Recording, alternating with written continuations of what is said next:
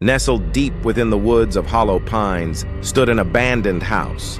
Its windows were shattered, and its wooden walls were warped by years of rain and decay. The locals called it the Whispering House and warned travelers to avoid it at all costs. Legends spoke of people who entered the house, never to return. Some claimed to hear faint whispers emanating from the house at night, a sinister invitation to anyone foolish enough to listen. For years, the house stood empty, a rotting corpse in the heart of the forest. But that changed when Clara, a writer, in her early 30s, moved to Hollow Pines. Clara was new to the town, having left the chaos of city life behind to seek inspiration for her next novel. She had heard the tales of the Whispering House, but dismissed them as small-town folklore.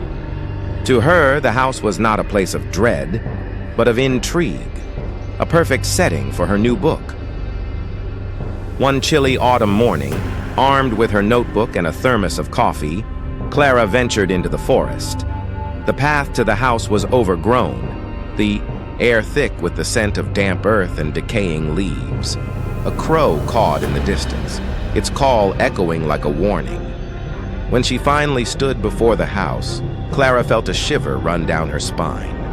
It was larger than she had imagined, its facade looming over her like a predator stalking its prey. The whispers, faint and indistinct, seemed to greet her. She hesitated, then shook her head. "It's just the wind," she muttered to herself, and pushed open the creaking door. Inside the house, the interior was a portrait of neglect. Cobwebs draped the corners and dust coated every surface. Broken furniture lay scattered across the floor, and the air was heavy with the scent of mildew. Despite the decay, Clara felt a strange pull, an unexplainable urge to explore further. She set her notebook on a rickety table and began to take notes. The house was perfect. Every creak of the floorboards, every shadow cast by the broken windows seemed to tell a story.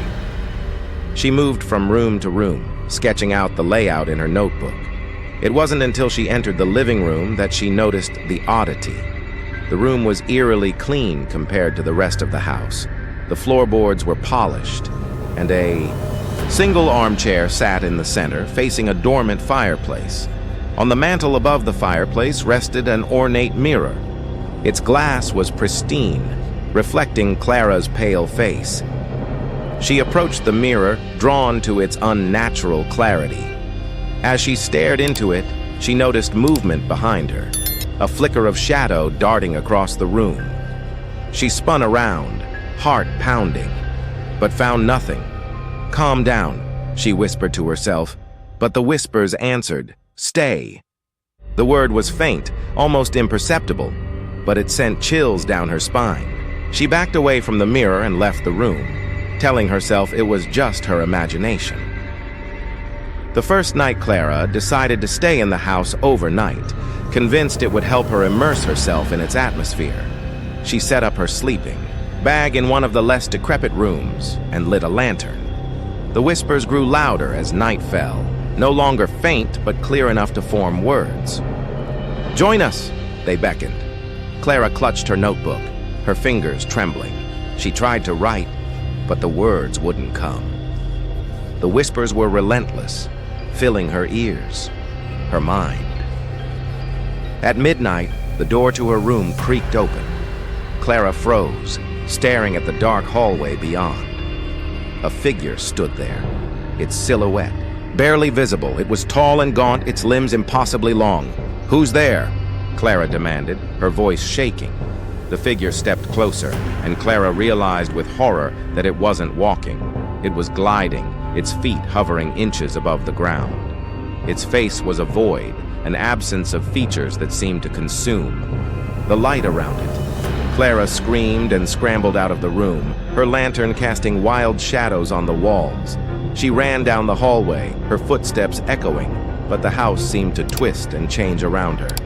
Doors led to nowhere, and hallways stretched into infinity. The whispers grew louder, more insistent. "You cannot leave." Descent into madness days passed, though Clara lost track of time.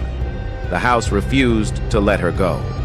Every attempt to escape led her back to the living room, to the armchair and the mirror.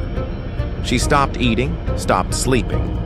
Her only companion was the mirror, which now reflected things she couldn't understand, images of people she didn't recognize, places she had never been. The whispers became voices, and the voices began to take shape.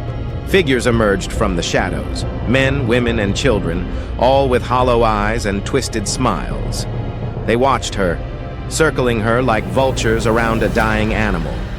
"Join us," they chanted. "Stay with us forever." Clara's mind began to fracture. She heard her own voice among the whispers, calling to her, begging her to surrender. She fought against it, clinging to the remnants of her sanity. But the house was relent.